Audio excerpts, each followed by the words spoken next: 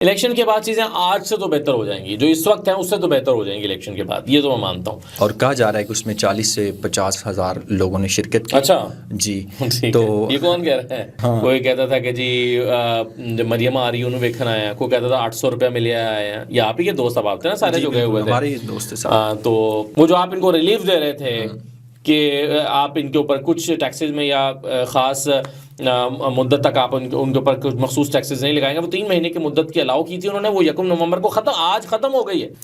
کوئی بہتری کی امید ہے؟ نہیں، امید الیکشن کے بعد کہتے ہیں چیزیں بہتر ہو جائیں گی۔ دیکھیں کسی بھی چیز کو آپ کمپیریزن میں دیکھتے ہیں نا، الیکشن کے بعد چیزیں آج سے تو بہتر ہو جائیں گی، جو اس وقت ہیں اس سے تو بہتر ہو جائیں گی الیکشن کے بعد، یہ تو میں مانتا ہوں۔ لیکن کتنی شفاف حکومت بنتی ہے، کتنی با اختیار ہوتی ہے، نیت کی کتنی ٹھیک ہوتی ہے، یہ تو ہمیں بعد میں پتہ چلے گا جب الیکشنز ہوں گے۔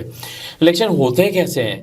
کیا ایسے الیکشنز ہوتے ہیں جس کے اوپر لوگوں کو یقین ہوتا ہے؟ اگر تو ایسے الیکشنز ہوتے ہیں جس پر لوگوں کو یقین ہوتا ہے کہ ہاں یہ ٹھیک ہوئے ہیں، ہاں یہ ہمارے مینڈیٹ کے مطابق ہے، تو پھر تو ظاہر ہے وہ حکومت پورے کانفیڈنس کے ساتھ بیٹھ کے فیصلے کرے گی، 5 سال کے لیے ایک پالیسی بنائے گی، اس پالیسی پر عمل درآمد ہوگا اور چیزیں معاملات آگے بڑھیں گے۔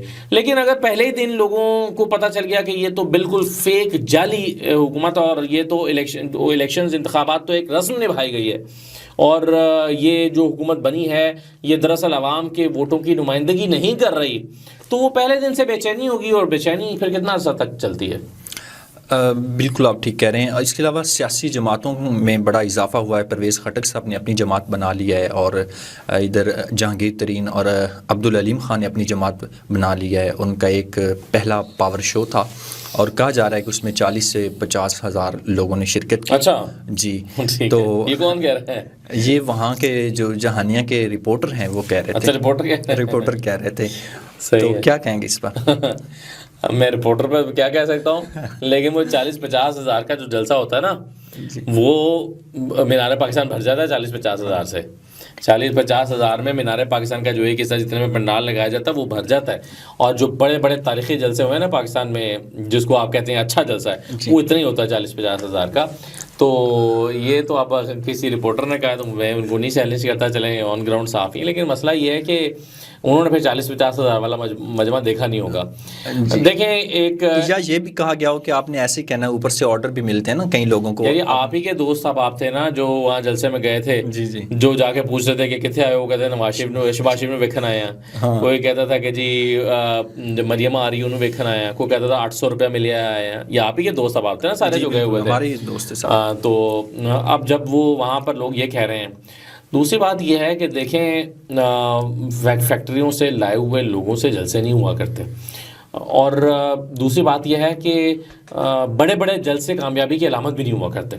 1970 کے انتخابات کو آپ کہتے ہیں نا کہ جی سب سے شفاف انتخابات ہوئے تھے یا آئیڈیل انتخابات ہوئے تھے، اس میں شوکت اسلام کے نام سے نا بڑے بڑے جلسے مولانا مودودی کرتے تھے، اتنے بڑے بڑے جلسے کہ آپ سوچ نہیں سکتے، اور ان جلسوں میں کے نتیجے میں جماعت اسلامی کو سیٹیں ملی تھی شاید 4، اگر میں غلط نہیں کہہ رہا تو۔ ابھی مولانا فضل الرحمان نے کتنا بڑا جلسہ کیا ہے، یہ جو فلسطین کے حوالے سے کیا، کتنا بڑا جلسہ کیا، لیکن ان سے کہیں گے الیکشن میں سیٹیں نکال کے دکھائیں نا۔ خیبر پختونخوا موجودہ حالات تو بتا رہے ہیں کہ وہ 1 سیٹ نہیں نکال سکتے، چلیں بڑی مشکل سے 2-4 سیٹیں شاید کہیں نکالیں تو نکالیں۔ تو بڑے جلسے کامیابی کی ضمانت نہیں ہوتے، اگر آپ پورے پاکستان سے لوگوں کو اکٹھا کر کے گراؤنڈ میں بھر دیتے ہیں۔ تو جہانیہ کا جلسہ تو دیکھنے میں بھی امپریسو نہیں تھا جناب، آپ کیا بات کر رہے ہیں؟ بالکل آپ ٹھیک کہہ رہے ہیں اسداللہ خان صاحب۔ اگر کوئی بھی اس طرح پہلی جو پولیٹیکل پارٹی ہے جو اس طرح ابھی وجود میں آئی ہے، اور اگر اس کو اتنا یقین ہوتا کہ ہم 40 سے 50 ہزار بندہ جمع کر سکتے ہیں، تو ان کو اپنا پہلا جلسہ پھر مینار پاکستان کرنا چاہیے تھا۔ 40-50 ہزار کے جلسہ مینار پاکستان میں ہونا چاہیے، صحیح کہا آپ نے، صحیح نقطہ اٹھایا ہے۔ دوسری بات یہ کہ دیکھیے یہ ایک بھانمتی کا کنبہ ہے، جس میں آپ دیکھیں نا اس کی تقریر کا سب سے جو میجر تقریر تھی وہ علیم خان صاحب کی تھی نا، اس میں جو بڑی تقریر تھی، اور منشور کتنا بڑا، اور علیم خان صاحب نے جو 6 وعدے اس میں کیے ہیں وہ سارے قابل عمل ہی نہیں ہیں۔ ایسے میں 300 یونٹ فری دوں گا، قابل عمل ہی نہیں ہے، آئی ایم ایف آپ کو کرنے نہیں دے گا۔ ابھی آئی ایم ایف نے اس وقت آپ کو یہ قدغن لگائی ہے کہ وہ جو آپ چھوٹ دے رہے ہیں 300 یونٹ سے کم والوں کو، چھوٹ ختم کریں۔ وہ جو آپ ان کو ریلیف دے رہے تھے کہ آپ ان کے اوپر کچھ ٹیکسز میں یا خاص مدت تک آپ ان کے اوپر کچھ مخصوص ٹیکسز نہیں لگائیں گے، وہ 3 مہینے کی مدت کی الاؤ کی تھی انہوں نے، وہ 1 نومبر کو آج ختم ہو گئی ہے، اور اب سے وہ 300 یونٹ والوں کے اوپر بھی اتنے ہی ٹیکسز اور اتنا ہی سب کچھ لگے گا۔ تو جہاں پر وہ تھوڑی سی سبسڈی بھی نہیں دینے دے رہے 300 یونٹ والوں کو، وہاں آپ کہتے ہیں 300 یونٹ فری کر دیں گے. کیسے کر دیں گے بھائی؟ اور یہ جو موٹر سائیکلوں والوں کو پیٹرول دیں گے سستا، یہ قابل عمل منصوبہ نہیں ہے. پھر وہ کہتے ہیں میں تمام بے گھروں کو 3 مرلے کا پلاٹ دوں گا. کہاں چاند پہ پلاٹ لے کر دیں گے؟ کہاں لے کر دیں گے پلاٹ؟ کہاں ہے جگہ آپ کے پاس؟ یہاں ہائی رائز بلڈنگز کا کانسیپٹ دنیا میں آ رہا ہے. پاکستان میں بھی ابھی عمران خان نے جو وعدہ کیا تھا وہ بھی انہوں نے کہا کہ یہ ہائی رائز بلڈنگز بن سکتی ہیں، ملٹی سٹوریج بلڈنگ بن سکتی ہیں. یہ 3 مرلے کا پلاٹ دے رہے ہیں. کہاں ہے 3 مرلے کا پلاٹ آپ کے پاس؟ زرعی زمینیں بیچ کے دیں گے. کیا ویژن ہے زراعت کا پھر آپ کے پاس؟ جہانگیر ترین صاحب کہتے ہیں میں زراعت کو پروموٹ کروں گا، وہ کہتے ہیں میں آپ کو کالونیاں بنا کے، زرعی زمینوں کی کالونیاں بنا کے دوں گا 3 مرلے کا پلاٹ. تو میرے بھائی یہ کمپنی چلنے والی نہیں ہے.